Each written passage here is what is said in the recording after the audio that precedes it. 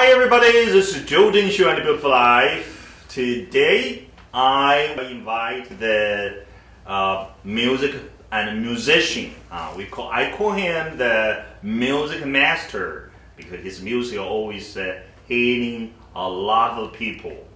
Today I invite the music. Hello, Peter. I know you were born in Germany. Yes. But when you were 7 years old, you came to the United States. Yes. Please, I want to say hello to our audience, our HTT 6.3. They probably first time know you, but say it from the TV. Say it, please. Hello, nice to be here. Ni hao. Oh, you can speak Mandarin, huh? Okay. I and my audience are really wondering, and we are all really interested in why you came from Germany to the United States. I think the first city is New Jersey, right? Yeah. And how you do there, how you became the musician. So my parents wanted to move to the United States from Germany. All my family was German. But they wanted to be in America. America at the time was considered, the land of opportunity, and they wanted to expand and have a new experience. And my mother decided that I should play the piano. She asked me, would you like to play a musical instrument? I said, no, not really. And she said, if you did want to play, what would it be? And I thought about it, and I thought, I'd like to play the saxophone. Oh, saxophone. Yeah. Okay. But she said, no, you're playing the piano. And I found out later that she wanted to play the piano her whole life, but her parents wouldn't let her do it. Mm-hmm. So she decided that she was going to fulfill that dream through me. And so I started classical piano lessons when I was 6. Oh, six years old. Wow.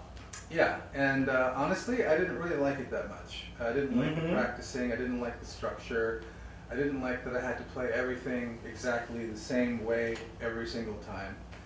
And I didn't like that if I didn't practice, I would not get dinner. Oh, so Mom very strict. She was very strict, yes. And but I was good. I was good at what I did. Many people see the first school is family. Can we see your mom is your first teacher, your instructor, yes. your tutor? Well, yes, in the ways of discipline, but not in music, of course. And honestly, she was very dedicated to my learning how to play.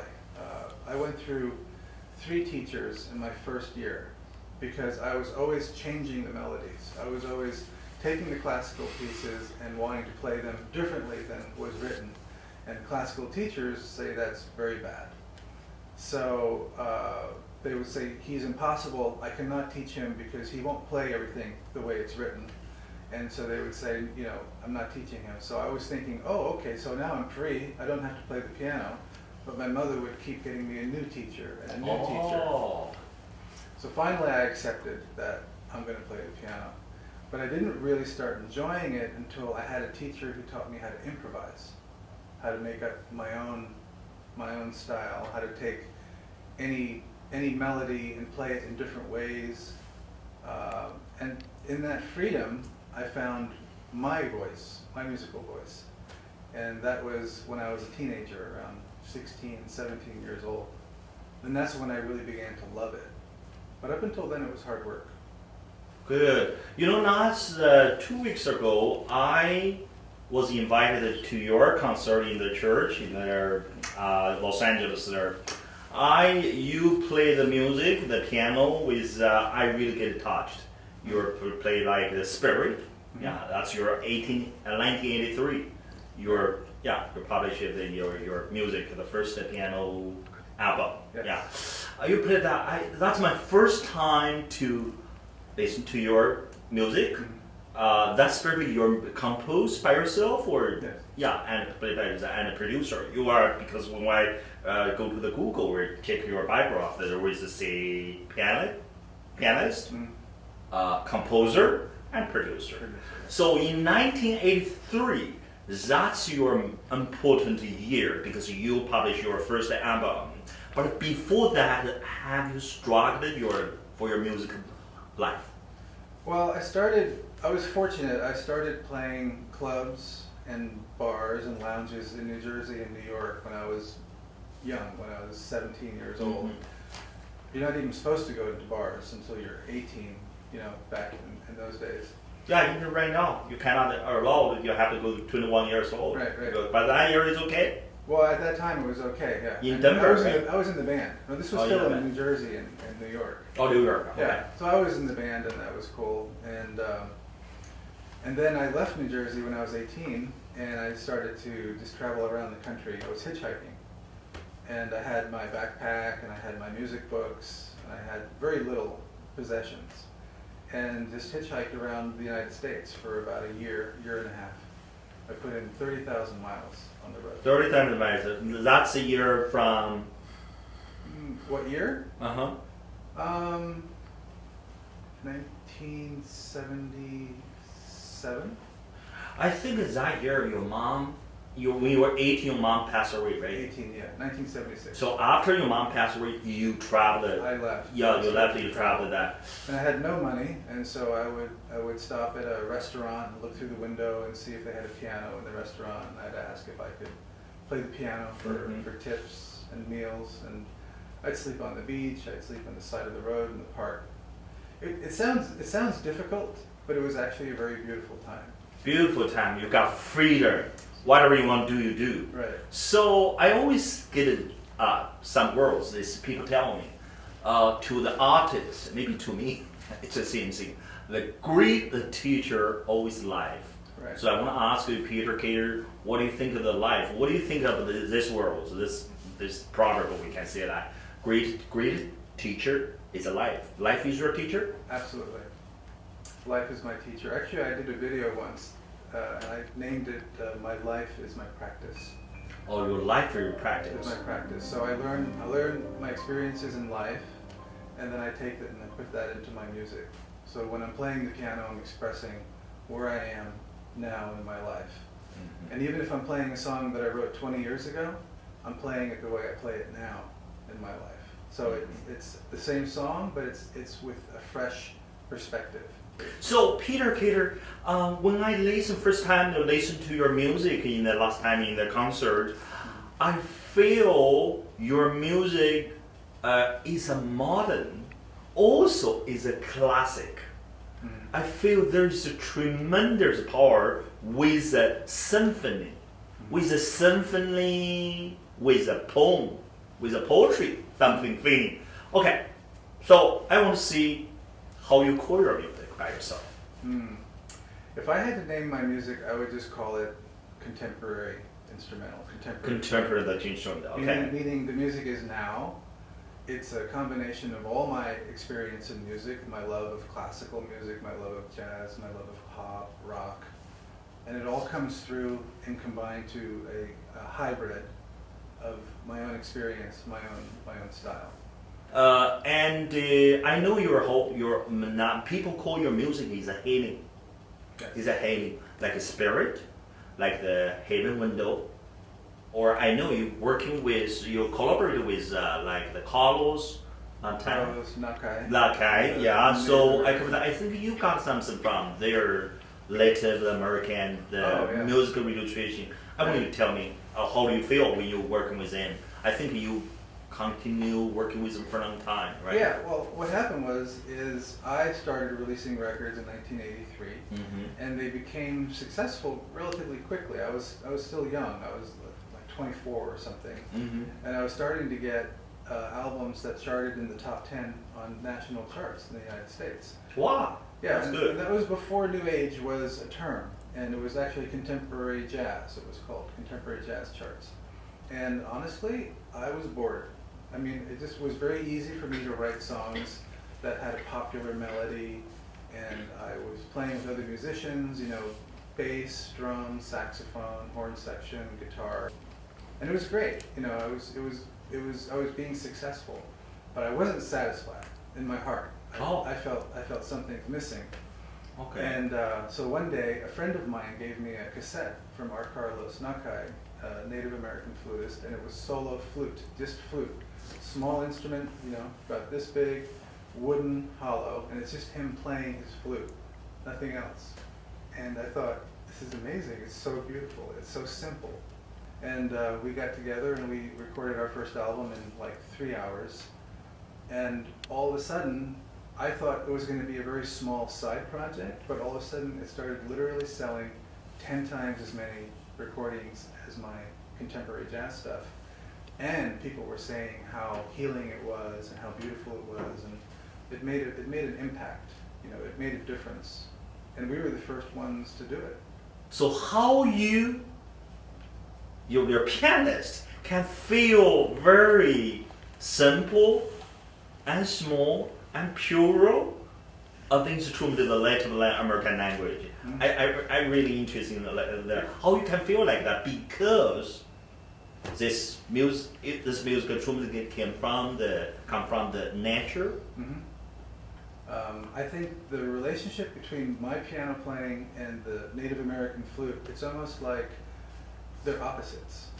You know, the flute is almost just it's almost like a stick. You know what I mean? It's like it's nothing. It's a piece of wood with a few holes in it.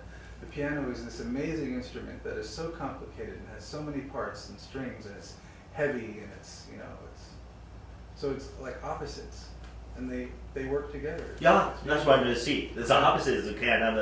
Together is the two things put together. That's a lot easier, right? But they only work together if both people are really listening. Music is not a process of being creative, I think. Music is a process of listening, of being receptive. Music is always happening. Mm-hmm. Yeah, life is all just a huge symphony. Okay, life is a whole symphony. Yeah. So we're talking a lot of worlds. Could you tell me a little bit about this experience? How you worked with John Denver for 10 years? Yeah. John Denver was a beautiful man and a beautiful musician. He was very inspired. He loved nature, and we had that in common. He held a symposium every year in Aspen called the Choices for the Future Symposium, where he invited leaders from around the world, artists from around the world, writers, poets, musicians, politicians, and they would meet for 5 days in Aspen and talk about their latest thoughts, their latest dreams, their concepts, and we would all come together, and it was like I don't even know what to call it. It was an event. It was like a big workshop that we shared with. It was usually around 500 to 800 people would come to participate, and there was maybe 30 teachers, artists, right? Okay. And so I was invited to play my music. Mm-hmm. And so while I was there, John was like, "Oh, would you play this song with me?" You know, and so he started asking me to play along with him, and it was a great energy. It was so easy, and from there he invited me to play at other symposiums and events for many world leaders, presidents, celebrities. We traveled many places over 10 years. Wow. Yeah, I know you working with a lot of the artists who really make you like getting inspiring, or because when I saw your video, a lot of the artists that say take a greeting to you and congratulations to you for getting the 2017 or 2015 Lifetime Achievements Award from the ZMR. Right. Many artists. I came from a world of pop music. I was playing classical, but the world was listening to pop music in New Jersey when I grew up. And I just really liked playing the piano by itself. And I didn't think I was going to be able to have a successful career because I didn't sing. Mm-hmm. And all the people that I really enjoyed at that point were singers, like Elton John and James Taylor and Billy Joel, and great piano players, but they also sang. So I was doing my improvisational piano playing around Colorado. I had moved to Colorado at that point, and I was playing all over Boulder and Denver. I was working 7 nights a week, 4 hours a night, improvising every night. And someone came up to me once and said, you've obviously heard of Keith Jarrett. And I was like, no, I didn't know who Keith Jarrett was. And I listened to Keith Jarrett, who is my favorite pianist. He's a genius. He's a master musician. Oh, wow. And so to this day, he inspires me. I listen to his music all the time. And he's for me, he's the most amazing pianist that I know, and he's still alive and he still does concerts. So you still have your own idol. Yes. How about let's go back to, because when I was a kid in high school or in middle school, we really get told like the list, like Franz Liszt and Chopin. Yeah, over the. What do you give the comments to this great classical musician? Chopin I like quite a bit, but I think my favorite classical musician is Mozart. Mozart. Yeah. That's your favorite great. Yeah. When I hear his music, I feel like I wish I would have written that. You know, I would have loved to have written that because he speaks to me, to my soul. You know? Wow. How you comments to all the contemporary of the American music circle right now? The American music circle? Yeah. Well, I have my favorites. You know, I'm a big fan of a lot of rock artists. I mean, I love. Oh, really? Yeah, I love Sting. Sting is one of my favorite artists. Sting, yeah. Of all times. I work so much doing my own music that when I'm not working, I just want to hear nature. I just want to hear the ocean or the birds. I don't listen to a lot of music because when I'm working, I'm listening to music all the time, and then I just need a break. Okay. Yeah. Do you write or do you read or something? When you compose, you still read or write something, poetry or? Oh, I like to write. Yeah, I right. have a blog on my website. Oh, okay. And what I often write about is being present. Like when I'm playing the piano, it's all about being present. You know what I mean by being present? It's like I'm not thinking about anything. All I'm doing is I'm touching the keyboard, I'm playing the notes, I'm listening to those notes, I'm feeling them, and then I'm inspired to play the next note. And then that's why I found a reason right now. Your music is composed by yourself. Your music can me feel like the symphony poetry, because I'm a writer. I read the poem, so I can feel like that. So I think anybody that write the poetry, they can feel your music. I got it. You got it, yeah. And I think all art is the same. You know what I mean? All art is an expression of the world, of the universe, of the divine, you know, of our highest aspirations. You know, whether you're a chef or a poet or a pianist or a gardener, you know, whatever it is, and we're always expressing that inner beauty and perfection that we're all seeking. And you have to be very present to do that. You can't be doing that while you're thinking about, you know, the stock market or, you know, the traffic or what you're going to do tomorrow or what you did yesterday. You have to stop all of that and be completely focused right now. Okay, Peter, your music continue to grow and evolve and found its way into the 2000 and 2004 World Olympics. What's that? What's that experience about the Olympics? I've always had amazing things just kind of happen to me without me thinking that they were going to happen or without me looking for them. So I had written some music just because I wanted to write some music, and I decided I was going to do it with a full orchestra and an interesting combination of instruments. And I released the music, and whoever was programming the music for the Olympics heard it and was like, oh, I'm using this music for the Olympics.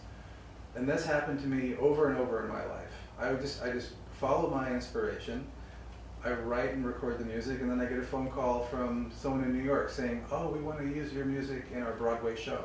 Oh, okay. You know, and then they used it for the next 11 Broadway shows. You know, and I kept on writing more music, and it just always happens. You know, or the Sundance Institute with Robert Redford. You know, yeah, Sundance. Oh, okay. I was playing in Salt Lake City. A friend of Robert Redford's heard me play because he lives. Sundance is just south of Salt Lake City. And all of a sudden, I'm playing at the film festival. I'm playing for his fundraising events and playing for all these celebrities from Hollywood. Oh, okay. But I didn't want to do that. I didn't think, oh, I want to go play at Sundance or I want to go play in New York. It just always happens. Something always happens. Or some writer. There are some writers that get the police prize. They invite you to come to compose or something. New York, New York. Yeah, Lanford Wilson, who's a Pulitzer Prize winning playwright. That's great.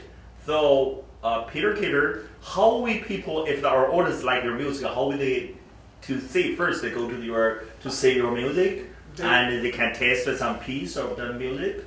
Yeah, they can go to my website. Your website is www.peterkater.com. Right, that's a good place. And then Amazon, if they have Amazon, so you can get iTunes, I mean, really anywhere where there's music, my music is. Spotify, Pandora, any of those. Anywhere you got it. Yeah.